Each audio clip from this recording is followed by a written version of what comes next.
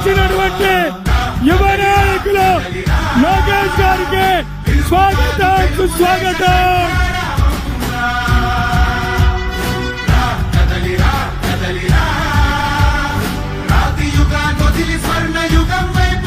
యువగలం దళపతి, యువగలం దళపతి, యువగలం దళపతి లోకేష్ గారికి స్వాగతం సుస్వాగతం.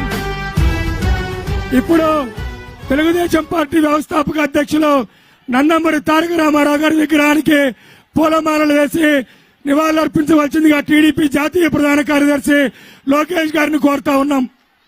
లోకేష్ గారి నాయకత్వం, ఎన్టీఆర్ ఎన్టీఆర్ ఎన్టీఆర్ ఎన్టీఆర్ ఎన్టీఆర్ ఎన్టీఆర్ ఎన్టీఆర్ లోకేష్ గారి నాయకత్వం, లోకేష్ గారి నాయకత్వం, లోకేష్ గారి నాయకత్వం. అందరూ కూర్చోవాలి, దయచేసి అందరూ కూర్చోవాలి.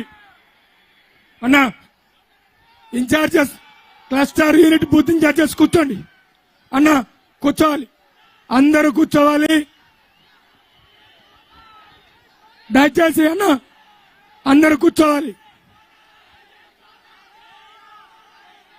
ఇప్పుడు ఈ కార్యక్రమానికి అధ్యక్షత వహించి ముందుకు తీసుకెళ్లవలసిందిగా ఇన్ఛార్జి వర్యులైనటువంటి శ్రీమతి కోళ్ళ లలిత కుమార్ గారిని ఆహ్వానిస్తా ఉన్నాం.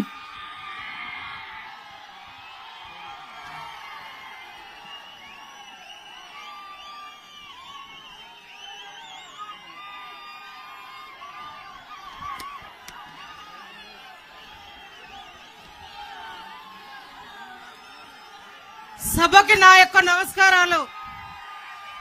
శిరస్సు వంచి నా కుటుంబ సభ్యులందరికీ మొట్టమొదట నా యొక్క నమస్కారాలు తెలియజేస్తూ, మరి ఈనాడు మనకిక్కడ పండగ జరుగుతోంది, అవునా కాదా? మన లోకేష్ బాబు గారు రావడం మనందరికీ ఎంతో అదృష్టం, అవునా కాదా? మరి ఈనాటి మన శంఖారావం కార్యక్రమంలో భాగంగా మన యువ నాయకులైన